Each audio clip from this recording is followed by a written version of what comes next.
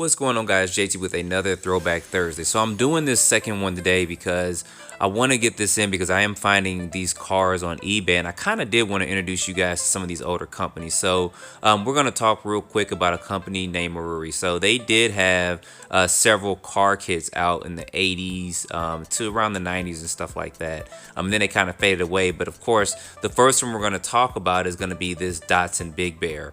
You guys see that picture there for that. Now, this was a 12 scale monster truck that they released that had a 380, not a 540, but a 380 size motor and stuff in it. And what kind of made this unique, of course, was this Datsun truck body that they kind of had on here. And then, of course, you guys see on that bumper how it's got kind of those dual springs on it for the front and for the rear. And you guys kind of see the way it's constructed on the inside. Kind of looks like the Tamiya Midnight Pumpkin and stuff that they did for that. They were in competition with a lot of people back then, or every company kind of was. So I thought this was kind of unique in how they constructed this and had this out there as well. So the next one is going to be the Ninja.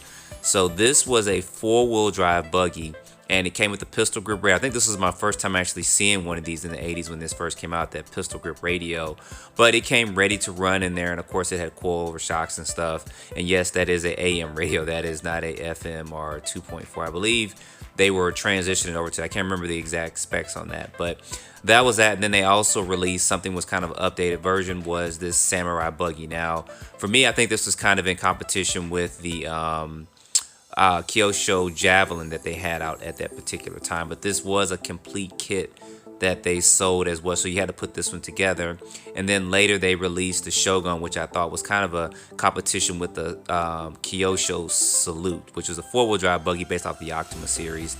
And then later they released the Hunter. Now this was, to me, like I said, everybody was kind of in competition, which was good. Kind of a mixture between the Tamiya Frog and the Tamiya Hornet.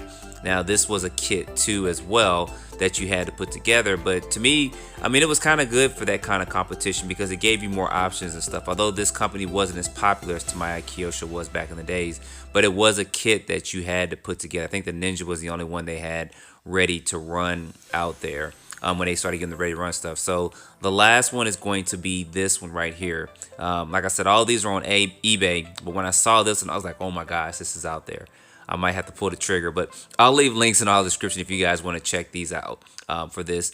Now, this was one of the more realistic cars that I had seen, especially in that time era for RC cars. And I've always wanted one of these. We could never find one. If we did, you know, it was kind of really out the price range of a kid, you know, a teenage kid in early teens in the 80s trying to get this. But the detail on this one is really good.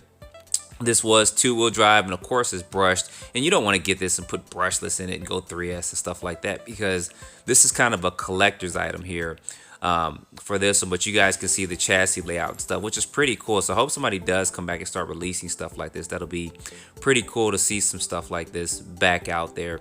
But you guys see the layout and stuff, where it did have foam racing tires and stuff on it as well. So anyway, guys, that is a quick look at this company. I figured I'd introduce you guys to this. I'll put links in the description if you guys want to check out some of this stuff on eBay.